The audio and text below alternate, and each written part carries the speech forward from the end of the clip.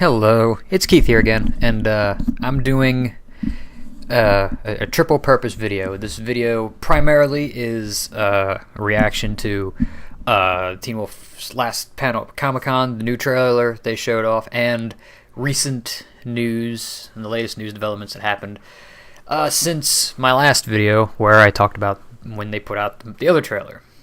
So a couple of things. There's been an interview with Jeff Davis that happened the day after the trailer, or that was released the day after the trailer came out. A couple other bits of news came out. There was the whole news about the future of Teen Wolf, and then finally Comic-Con. So let's break some of it down and talk some of the stuff. So Jeff Davis talked about returning characters, and he made a point to say that like all the returning characters, they needed to come back in an organic fashion and not seem like just like a cameo, which I do like, because that was one of the reasons why, even though I hear a lot of people going, I want Danny back, I want Danny's a cool character, but at the same time it's like, you bring him back, what are you going to do with him besides just kind of have him there as to be there, that's why like I'm glad that maybe the number isn't as big, because I think they've eight characters are back: Derek, Styles, Ethan, Jackson, Kate, Agent McCall, Gerard, and Deucalion. Now, who knows? Those are the major characters. Brett is also back, and so maybe those are the only characters that are coming back. I would assume that if like Isaac was coming back, they talk about him. I'm still holding out hope for Cora, even though that's probably not going to happen. But who knows? I can dream. Maybe. I mean, she was only in 12 episodes, so she's not even as big as some of the other characters. But he talked about a couple other things in this interview. He talked about Scott Scalia, in which he said that they'd been toying with the idea for a couple seasons, and that it came together and they flowed organically. And then, I'll get to more talking about that when I get to talking about Comic-Con. And then the only other things he really mentioned was that both Derek and Styles are going to be in the first episode back in episode 11, and that the finale is like a longer episode. So normally episodes run about 40 minutes. This one runs about 50. So, and he says it was one of the hardest episodes to write ever, because he felt like he had to wrap up the story for 20 different characters, which gets me excited, because they're kind of taking it seriously, that this is the end, potentially. Or could it be? Because Entertainment Weekly put out an article like yesterday or the day before, so on either on the 18th or the 19th, where they talked about the possibility of Teen Wolf coming back in various other forms. They talked about rebooting the show with a younger cast, and they talked about bringing Teen Wolf back in a podcast form to kind of tell more stories involving these characters. None of this is confirmed. It's very early talks, and these are more ideas thrown out there. But, I mean, that kind of stuff could be cool. I mean, doing this kind of show as a podcast, it makes me think of, like, the radio shows back in, like, before TV got popular. Or, also podcast. A lot of times when I think podcasts there's video podcast. So, who knows? They could just be releasing it online. That could fairly well be cool as well. I mean, supposedly they're going to let the conclusion sink in for about a year, and then maybe they'll start considering bringing it back. And so, I mean, I don't know how to feel about that. I'm not terribly excited, like, oh my god, there's more Teen Wolf, but then at the same time, I'm not going to be like, you can't do it. I mean, if they want to do it, they can do it. I mean, MTV's going to make money, and if they think Teen Wolf can still make money, then they're going to keep doing it. So now on to Comic-Con. So let's talk about some of the stuff that came out, like in various interviews at Comic-Con, and then in the panel itself. So, for one thing, apparently there is a 2-year time jump at some point in the story. They never really specify when. I would assume it either happens in the beginning of the story, or maybe by episode 3, and I'll explain this once I talk about a couple other things. They talked a little bit about Scott and Malia, in which there's kind of a funny moment in the panel where Shelley turns to Dylan, and she says, oh yes, Scott and Malia might get together, and he kind of laughs, but then she tries to play it off, or maybe they don't. And And I think Jeff Davis tries to deflect it even more by asking Cody Christians if he thinks Theo and Malia should have ended up together, and he kind of dodges the question as well. So maybe that's the love triangle that they were, that was teased a little while back is between, Theo, Scott, and Malia. Who knows? But then when they put the trailer out, there are a couple very, coupley Scalia scenes in it, but whatever. So there were 10 people for this Comic-Con panel. There was obviously Jeff Davis, Tyler Posey, Shelley Hennig, Kylan Rambo, Dylan Sprayberry, and Cody Christians, and then a couple extra guests. They had Melissa Ponzio, Lyndon Ashby. Then they had Charlie Carver, and then honestly surprised me, they had Dylan O'Brien. Dylan O'Brien was back for the last Comic-Con panel ever. Sadly, like Tyler Hecklin, Holland, Roden, Ian Bowen, and G.R. Bourne, or why am I blanking on a name? Or Colton weren't able to be on it, but like Colton and Tyler and Ian all put out videos, like, with stuff that were accompanied by clips, and so they were kind of there in spirit.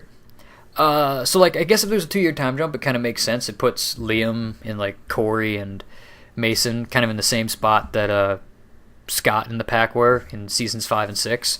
So that would be cool. And then they didn't really talk about too much else that happens. Apparently, you really get to see Theo be a good guy in episode 20, supposedly. You get to see his heart, which is the terminology that they use. So who knows?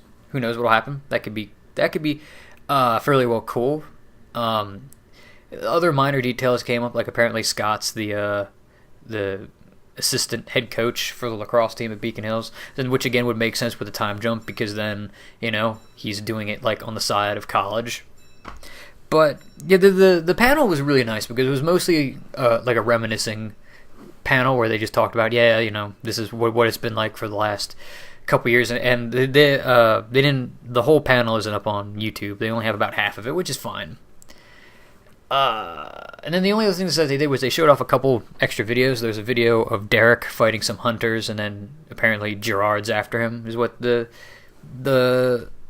clip shows off. And then there's 2 clips involving Colton. One of him, the extended version of the clip of him and Ethan walking into the school, in which Jackson openly checks a dude out, so he's obviously at least bi, if not gay, now. And then there's another clip which I found on Twitter, which is shorter. It's not the full clip, but it's I guess Jackson getting tortured, and he's still very much Jackson. Still got a lot of sass to him, which I think is cool that they're staying true, and that the characters are still the characters that we like. Yeah, and then lastly is the actual trailer itself. I think this trailer might be better than the first one. Well, I mean, it's a good supplement to the first one, because, like, for one thing, we find out that the regular people of Beacon Hills do find out about the supernaturals. The character Froy, who's one of the new characters, shows up in the very beginning of the trailer, and he starts asking about how people evolve and how DNA changes, and then he stabs Corey in the hand with a pen, and then shows that it heals to people. And then right after that, Gerard is, like, I'm assuming talking to Chris, and he's saying that, oh yeah, we're not, trying to kill one werewolf. We've built an army to hunt all of them. And so that's kind of like the thing, is that there's an army coming. A couple other things that were interesting that get shown off. You see various things of people kind of turning against the werewolves. Like I said earlier, there's a few Scott and Malia scenes, and it looks like, another kiss, and then there's some, again, coupley looking scenes.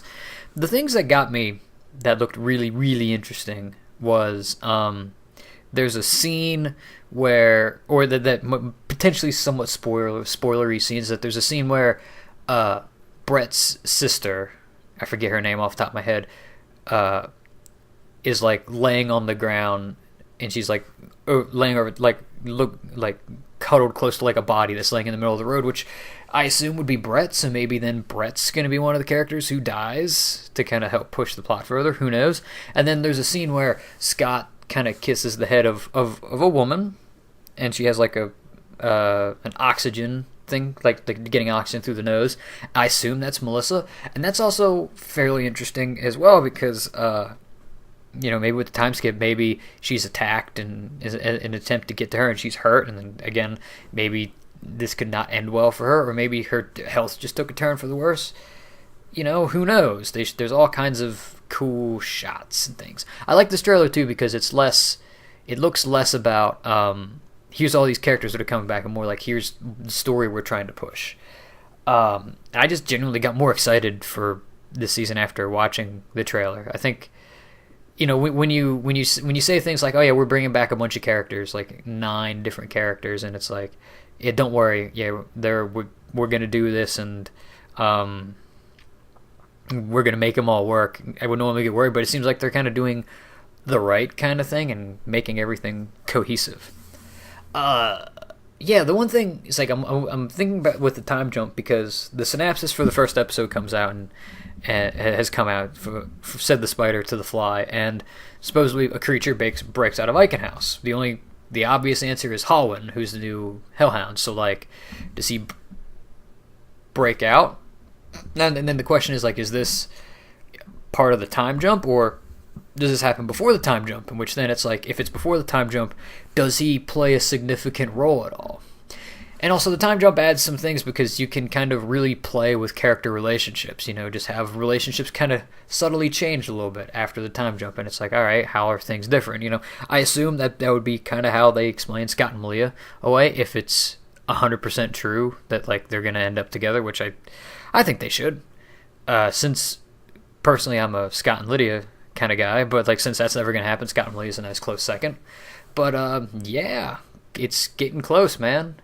There's only 10 more days left until the first of these final episodes comes back, and it seems like the cast is really proud. It seems like everybody worked hard, and it just looks like a good time, man. Hopefully everything works out nicely. So, I'm putting this video up. I have a list of characters who are most likely to die. That's also going to go up probably sometime here within the next couple of days, and then within that next week I have another list that I want to do. And then unless a lot of other big news comes out, those will probably be the only 2 videos. And then, as I say when I do all these videos, the premiere and the finale of Teen Wolf will be on the Plugged On channel, which is my main channel. Links and whatnot in the description.